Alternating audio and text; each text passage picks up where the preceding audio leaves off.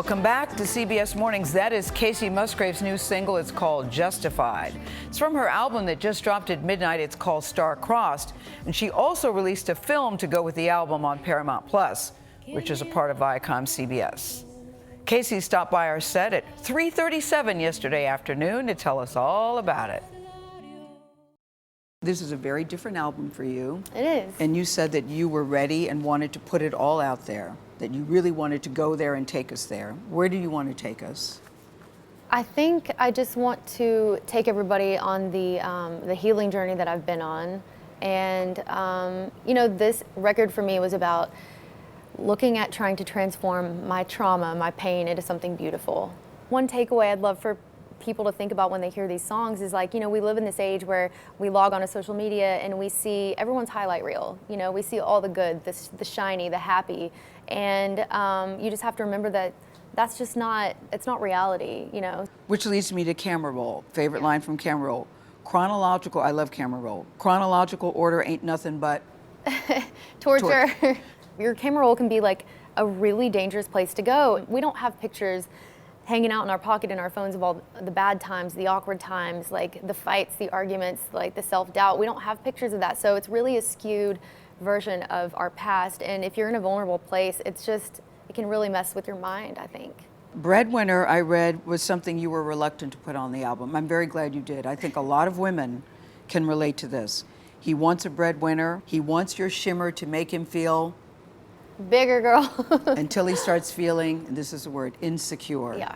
Why were you reluctant to put that on? Well, I don't want any negative or kind of acerbic emotion to speak for the whole thing. And, you know, I think when you hear this record and you hear the songs, you will hear that there is so much love in them, but you can't go through a divorce or heartbreak or life change without feeling the negativity too. And I wanted to honor myself as a creative and as a songwriter in giving all the emotions like the space to breathe. So I think that we all can relate to, you know, the breadwinner mentality.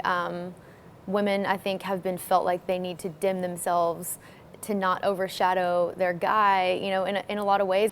Did you ever feel you had to dim your light? That's one of my main messages to women. All the time. I mean, but that's, you know, I think that can happen in friendships, business relationships, and I just think that just don't play it small. You know, if you have to shrink yourself to be around who you're being around, I think, you know, you might need to find new people. How did you come up with the title Star-Crossed? It just popped in my mind. Like, I thought about all these great tragedies over time, right? Yeah. You know, these love stories, these something that we can all, you know, relate to. And I thought about Romeo and Juliet, and then I thought about the word star-crossed and what it means. And you did a movie to go along with it too? Now, I thought the movie was fun. Thank you. But also very deep.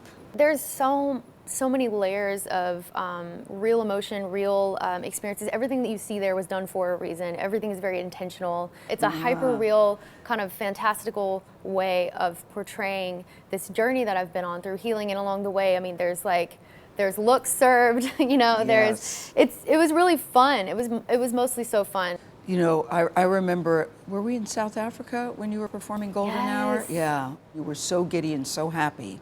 And that's where you were at that time in your life. When you look back on it now, does that album feel tainted to you, or no, not really?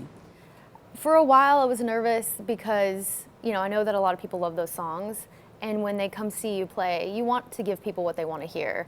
And for a while I was like, man, that's gonna be so painful for me having to go back there. But ultimately, I'm in a different place in my life now. I can say that I'm happy, and I'm kind of looking in on that other chapter from another side. And I really don't think that the magic of that album has to die with that relationship that inspired it. As I said, if Golden Hour was one side, this is the other side. After great, shiny, beautiful periods, a lot of times come the shadow periods or the nighttime, and I think that both have to exist for you to really respect, you know, both sides of it or whatever. So again, like, I wouldn't take anything back in my life. Nothing. No, I feel like a better person. Like, I know myself more through all of this.